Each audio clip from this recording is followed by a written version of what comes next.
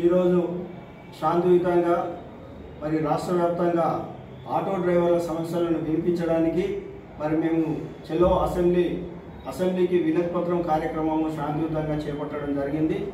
అది అన్ని యూనియన్ల ద్వారా ఈరోజు కార్యక్రమాన్ని తీసుకున్నాం.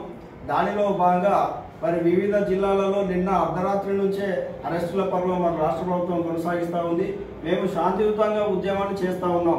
శాంతియుతంగా మా బాధల్ని అసెంబ్లీలో ఉన్న ఎమ్మెల్యేలకు మంత్రులకు వినిపించాలని మేము శాంతియుతంగా బయలుదేరితే మరి దీన్ని సీరియస్గా చేసి ఉద్యమాన్ని ఇంకా ఉవ్వెత్తున ఈసుపడేలా మరి ప్రభుత్వమే కవ్వింపు చర్యలకు పాల్పడుతూ ఉంది. దీన్ని మేము తీవ్రంగా ఖండిస్తూ ఉన్నాం.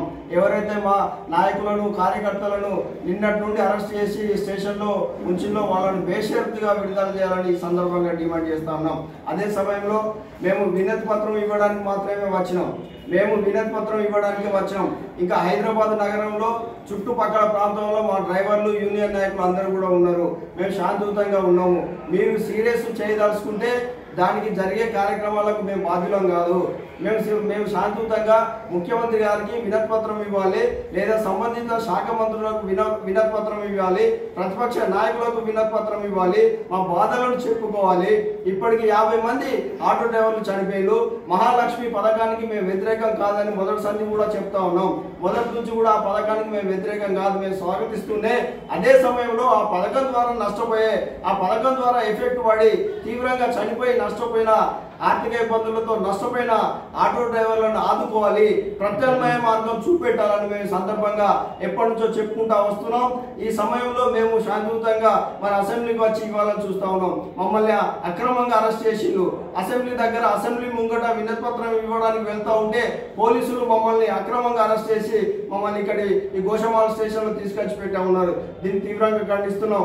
ఇప్పటికైనా కూడా మమ్మల్ని మరి ముఖ్యమంత్రి గారు లేదా సంబంధిత మంత్రికి మేము కల్పించే ప్రయత్నము ప్రభుత్వం తీసుకోవాలి, వాళ్ళని కలిసే ప్రయత్నం చేస్తాము. లేదంటే మీరు సీరియస్ తెలుసుకుంటే మేము శాంతియుతంగా చేసే పోరాటాన్ని మీరే సీరియస్ చేయదలుచుకుంటే మేము చేయాల్సింది ఏం లేదు.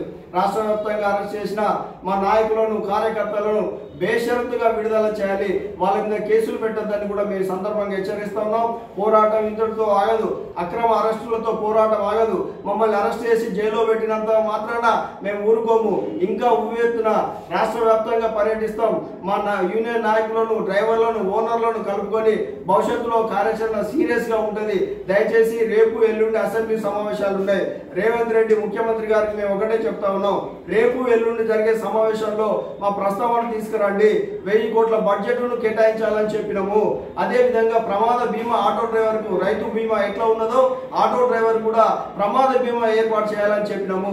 ఈ రకంగా 10 రకాల డిమాండ్స్ ను మేము ముందుంచినాం. దయచేసి వాటి మీద దృష్టి పెట్టి రేపు ఎల్లుండి జరిగే బడ్జెట్ సమావేశాల్లో మా ప్రస్తావన తీసుకురావాలని మేము డిమాండ్ చేస్తున్నాం.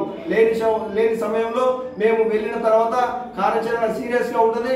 తద్వారా జరిగే కార్యక్రమాలకు రాష్ట్ర ప్రభుత్వం బాధ్యత వహించాల్సి ఉంటుందని ఈ సందర్భంగా మేము హెచ్చరిస్తా ఉన్నాం.